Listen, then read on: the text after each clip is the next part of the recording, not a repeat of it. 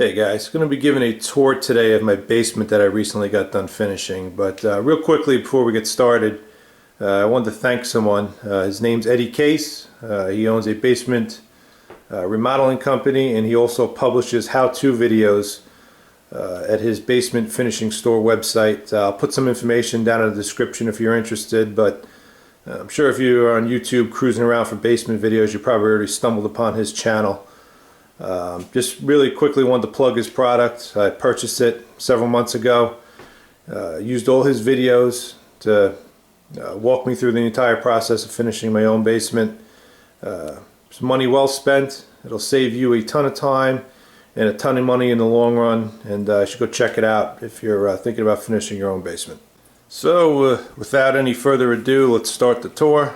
Let me say that the project is about 98% complete, so you might see a thing or two here and there that doesn't look finished, and I'll show those things as I go. But one of those things is I'm waiting for a glass door to install here at the top of the stairs. It's sitting out in the garage. It's one of those last things I want to do because I don't want to scratch it when I'm bringing the furniture down the staircase. Okay, so the basement itself, nothing was finished down here. It was just concrete walls, a slab, and lots of junk that I had to move out. Alright, and the stairs obviously going down. Pine stairs that I had carpeted. Alright, light fixture here at the top of the stairs. Switches top and bottom, you gotta have that. That's code. You also gotta have lighting at the bottom of the stairs that's controlled by those switches, which I have. And here's just a peek of the staircase. Now I know a lot of times, a good idea is to cut the wall back on the stairs. I couldn't do that. I had actually two columns in here that support a beam, so it was not going to work in my case. So anyway, left and right, and on the bottom we'll go left first. This area over here, I designed this room to be a home office. Decent size. It's got a couple doors here. I'll show you what these are all for. One of the things Eddie preaches in his videos is try not to put little like plywood hatches everywhere to access your mechanicals, and I kind of followed that to a T. I built a small little closet over here, and the point of this closet is to access the electrical components for the house. Obviously I got the electrical panel, so alarm panels, cable TV, phone, internet. Room's kind of a mess right now, but I just literally got done finishing this project yesterday, so I got a lot of cleanup to still do. But like I said, I wanted to get the video shot. This over here is the only portion of the basement I left unfinished.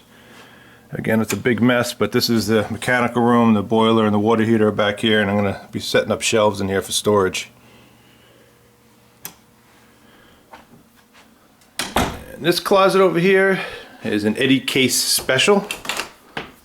It's one of his under the stair closets that he shows in his videos, and it's just a great way to utilize wasted space if you were going to wall this off and just not use it. And I never thought it was possible to install a door, because again, here's the stairs coming down. I never thought it was possible to install a door on this wall, and I always thought it had to go on this wall, directly underneath the stairs, but it's not the case. You can see there's a stringer coming down. I just drywalled it, installed the door. This door still goes in fine. Had it carpeted in here. Even installed the light. Obviously that's temporary. And that's going to be some great storage for all my office stuff under there. All 6-panel doors. I believe these are all 24-inch doors down here that I use, except this one that's a little bit bigger. Electrical installed throughout. Obviously I got a bunch of hi-hats in here. That junction box up there, the camera focuses. There it goes. That junction box is going to be for a ceiling fan that I'm waiting on. It's going to be a switch over there, which is why that's still unfinished, and here's the switch for the lighting. Alright, now coming back around the other side here, here's the stairs. And this side of the basement is going to be a playroom. That back half is going to be a TV room. And I'll show a little more detail of that now. I want to show you this wall here and what this is all about. As you can see, I have 3 doors on this wall. One of the things you should try to do in your project, if you're doing this, is if you have support columns, which I have here, you want to try to hide as many of those as you can in walls. Alright, and that was the idea here with this closet. Now, in this wall, if you can imagine this, there is a column here, there's a column in the middle of those 2 doors, there's a column over there, and there's actually another column next to this door over here on that side.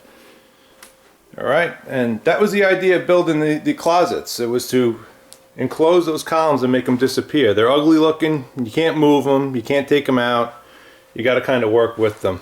So that's what I did here, and I'm kind of glad they were here because I gained all sorts of storage with it. So this closet here, it's an 8-foot long closet. Got hi-hat lighting in it. As you can see, I got the closet made shelves that I still got to put up, and this is going to be used primarily for the kids' toys. It's just another door here to access the other side, and you can never have enough closet space in your house. And, this is going to come in handy. Obviously, it would have been nice just to put one set of big double doors in the middle, but as I stated, I have a column in the middle, but the 2 24-inch doors work fine. No problems at all.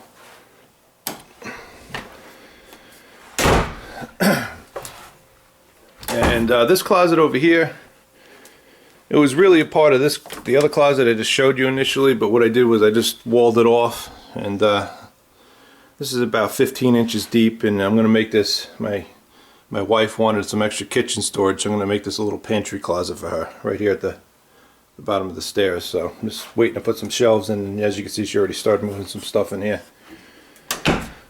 Alright, so again, this area is going to be a playroom. This over here is another unfinished closet, just to give you an idea where we are now. Here was that electrical closet down there. This is the other corner of the basement.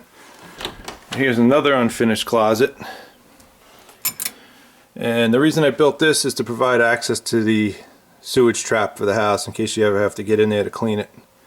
And it's just, you know, an unfinished closet that you can walk into to get a snake in there if you have to. Just give yourself enough room.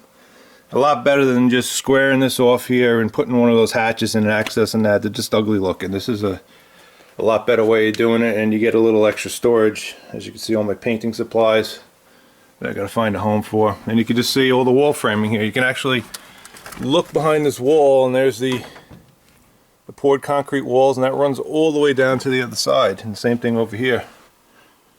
No secret about how this is done. It's just traditional wood framing, pressure treated bottom plates.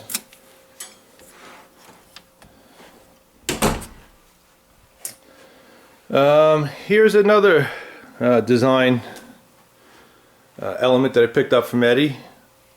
As you can see, I got a column here. This is one column that I couldn't enclose in a wall, only because it would have ruined the flow of the basement.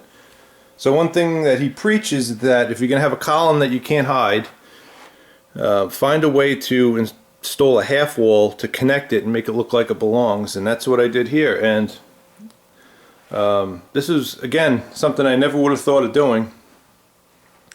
I actually got a piece of granite on order that's going to sit right on top of this, and got a couple bar stools, and it's going to be a nice area, you know, to have a snack at or a drink, or for the kids to do homework.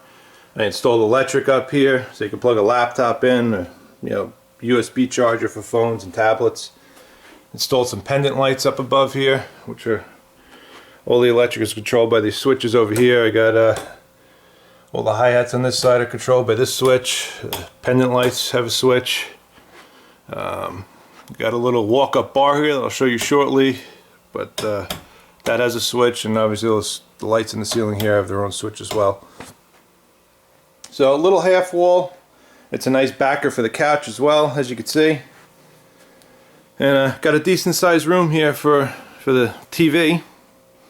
I had a little bump out in the wall there. I figured it's a good spot to hang the TV on. Got the couches, obviously.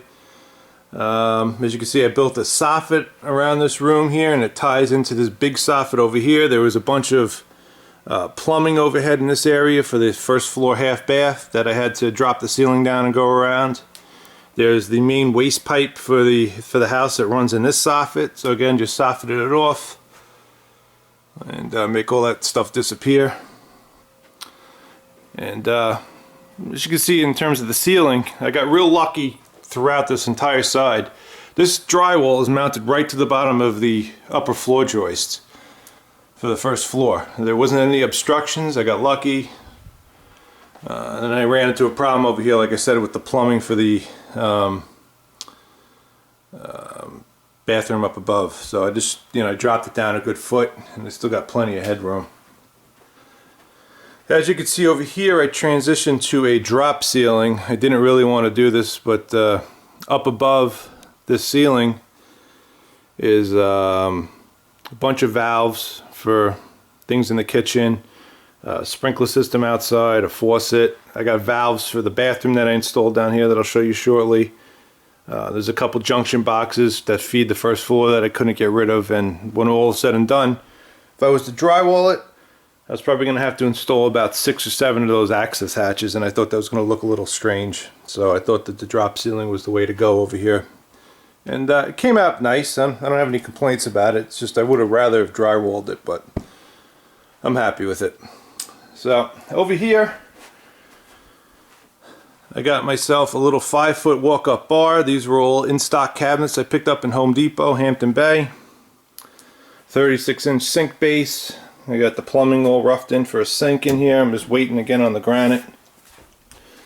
Have a little beverage cooler that I installed under here. The granite's obviously going to go right over the top of that. The microwave will sit up on the counter. And just 2 12-inch cabinets and then an upper cabinet here. Installed some hi-hats up above. Throw some light down on it. And when you shut all the other lights off down here, I keep shutting the wrong switch off, but you get a nice look with just the lights on over the bar and the pendant lights. Real happy with the way that turned out. And again, I know I've been saying his name a lot, but this is an idea Eddie gave me. I never would have thought of installing a little bar like this, but it didn't really add that much cost to my project. I'm glad I did it. These cabinets in stock cost around $400 or $500. Didn't cost a whole heck of a lot. Just to run the tile out of the bathroom, and another 4 rows out here. See, porcelain tile I installed. I'll get into that in a second. But a nice little design feature that I incorporated in the basement here to refresh yourself when you're watching movies or the kids are playing down here. They can grab a soda, and obviously Daddy has his beverages up above there too. So, all right, let me give you guys a tour of the bathroom now. This is a 3/4 bath, meaning that it has a sink, a toilet, and a stand-up shower. Have a 12 by 12 porcelain tile on the floor. It's the same tile that's out here in front of the walk-up bar. It's an in-stock vanity that I purchased at Home Depot. It's got a granite top. Did a little glass mosaic tile for the backsplash. Mirror, vanity light, exhaust fan. I have some 4-inch recessed lighting installed in here. This is a custom 42-inch shower that I built. It's the same 12 by 12 porcelain tile on the walls in here. Got a couple rows of the deco glass tile. I built a recessed shelf in there for soap and shampoo. I believe that is 2 by 2 ceramic tile on the floor. It's a marble threshold on the curb. Tiled the ceiling. That's another 4-inch recessed light in there, and I'm just waiting for the trim and the shower head to be delivered. That was a special order from Home Depot. Electric in here. That's a 20 amp dedicated circuit, GFI outlet. That's a timer for the exhaust fan. And over there is a separate switches for the vanity light and the hi-hats. So all that is GFI protected in here. This closet over here, it's a 18-inch raised panel door, and the 24-inch closet. And this houses the ejector pit and all the plumbing, waste line and vents. There's electric for the pump, and it's a good centralized location for this. It serves all the bathroom fixtures, and there's also going to be a sink out here on my bar. So the drain line for that, you can see it runs right along the back here, ties into the rest of the plumbing. But if you want any other information on the plumbing and how I did it down here, I got another video that basically shows you all the rough and stages of this project. And that's about it for the bath. Alright guys, well, that pretty much wraps it up. A little later on in the day now, and as you can see, the kids moved all their toys down here, which is great. They're enjoying their new space. For those of you that are curious, this job cost me right around 12 grand. I gained about 900 square feet of additional space down here, and that works out to right around $13 a square foot. So you'll save a ton of money doing it yourself. I did everything myself down here with the exception of the carpet. The carpet I actually contracted with Home Depot to have that installed, and that cost around 2 grand. So aside from the carpet, you're looking around 10 grand for everything else. I actually did the drywall myself also. I got a couple estimates for that. That was coming in right around 5 grand to have it installed, so I couldn't see spending almost half the money on my project on just doing the drywall. So I picked all this drywall up in my truck, brought it home, and installed it, mudded it, taped it, and primed and painted it myself. Just worked out a lot better that way. So that about wraps it up. Again, I wanted to thank Eddie Case. Thanks a lot, man. Those videos are great. Keep them coming. Any of you guys have any questions in relation to my project down here, post them down below, and I'll answer each and every one of them. Thanks for watching.